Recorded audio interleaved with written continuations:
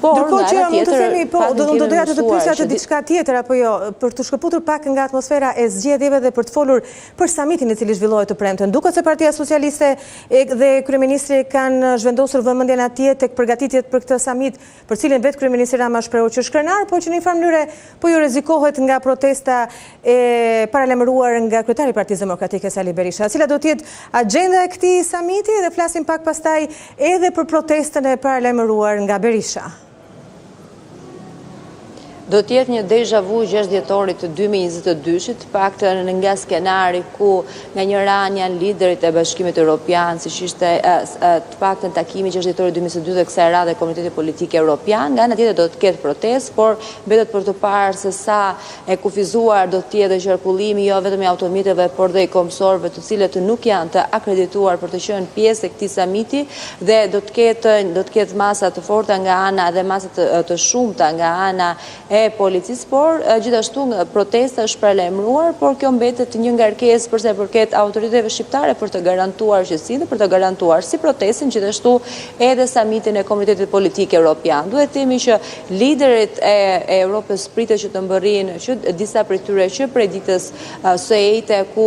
do të jetë presidenti Macron, gjithashtu dhe ai britanik, të cilët do të mbërrinë një ditë më parë dhe të ditën e premte do të jenë të gjithë liderit, janë 49 lider të kontinentit evropian, të cilët do të marrin pjesë në këtë samit, ku pritet të nisë në orën 10 për të përfunduar deri në orën 18:30, ku do të jetë dhe konferenca për shtyp mes kryeministrit shqiptar dhe atij danez, sipas agjendës zyrtare nga ana e Këshillit Evropian, të cilës është publikuar në faqen e saj. Nga ana tjetër do të ketë mundësi për takime bilaterale mes liderëve të cilët do të jenë të pranishëm, do të jetë me interes edhe ardhja kancelarit të ri gjerman, të cilit duhet të themi që ka një tjetër qasje përsa e përket edhe integrimit dhe zgjerimit, por kjo mbetet për të parë se çfarë mesazhe do të japë në Tiranë. Dhe nga ana tjetër do të kemi edhe 3 tryeza me tema të ndryshme, por ajo se çfarë pritet të ndodhë është që zoti Rama ditën e sotme në momentin që kryetari i Partisë Demokratike zoti Berisha paralajmëroi protestën me një të një postimi në rrjetet sociale duke u drejtuar heroit ton kombëtar Gjergj Kastrioti Skënderbeu, duke u referuar si mbret. Shkruan që me datën 16 maj do të mblidhen liderit e kontinentit të Europës në sheshin Skënderbej, duke u referuar edhe të gjithë retorikës së fushatës ku Partia Socialiste ka premtuar që do të anëtarësojë Shqipërinë në Bashkimin Evropian, pavarësisht se Komiteti Politik Evropian nuk merr vendime për anëtarësime, por jep mundësinë vendeve të cilat janë kandidate për të anëtarësuar në familjen evropiane për të diskutuar, për të ulur në tryezën me liderit e BE-s dhe jo vetëm pasi dhe Britania e Madhe dhe vendet e rajonit, por për të diskutuar madje duke referuar të takimeve të tjera, Komiteti Politik Evropian ngre shqetësime të cilat e shqetësojnë Europën dhe më pas për t'i dhënë zgjidhje, siç mund të jetë edhe sfidat të cilat janë,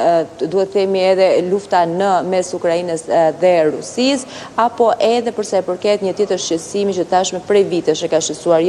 jo vetëm Europën,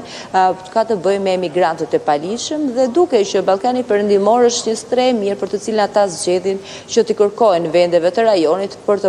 të ngritur kampe, siç është rasti i Italisë me Shqipërinë, apo edhe të paktën sipas mediave të huaja edhe Britania e Madhe ka kërkuar vendit ton. Një gjë e tillë jo për këtë rast, por edhe për më herët nuk është mohuar as nga kryeministri Rama, por ka thënë që nuk do ta pranojë. Mbetet për të parë që tashmë me mandatin e 4 të cilin e ka siguruar, nëse do të ketë pranime të tjera, pranime të këtyre kërkesave të këtij lloji, përsa i përket kampeve të emigrantëve. Po ne rikthehemi edhe një herë samiti duke parë nga këndvështrimi i Shqipërisë për problemeve tona të brendshme politike. Ti përmendë pak më parë reagimin që bëri kryeministri Rama në rrjetet sociale, kjo në lidhje me deklaratën e kryetarit Partisë Demokratike Sali Berisha, i cili ftoi të gjithë ndjekësit e tij në një protestë pikërisht ditën ku zhvillohet edhe samiti vendeve europiane dhe të gjithë liderët kryesor të Evropës do të ndodhen në Shqipëri. Ne ndjekim se çfarë tha kryetari i Partisë Demokratike vetëm pak më parë. Ditën e 11 majit u diktuan që të gjitha nga krimi, bandat kriminale të qeverisë ishin aktive në 10 qarqe të Shqipërisë, në 20 bashki të vendit, dhe ato patronuan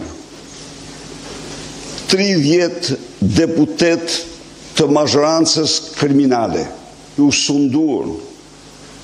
si asnjëherë më parë nga vrasës,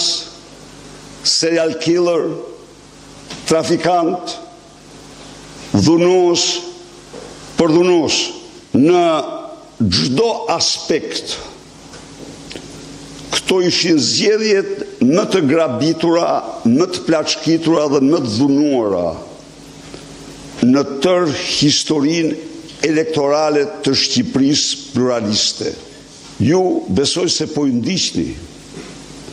numërimit e votave të diasporës, se si ato janë të gjitha me shenjat më të sigurta të falsitetit dhe manipulimit. Libri i zi këtyre zgjedhjeve shkruhet me datën 16 në ora 17 në bulevardin Zogu i Parë për të sensibilizuar opinionin publik botëror mbi krimet monstruoze të përbindshit elektorale Edi Rama. Garantoj se nuk do ketë probleme që të cenojnë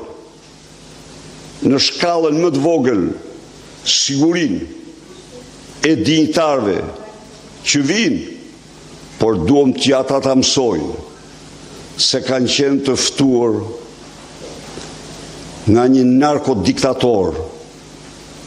Ky është fillimi i një betejë cila s'ndalet më. Partia Demokratike ka statutin dhe do i përmbahet asaj, po ka disa parime e prore. Dhe në këto parime e prore është vota e lirë e shqiptarëve. Kjo parti nis betejën për votë e lirë shqiptarëve. E kemi nisur, është vazhdon betejë.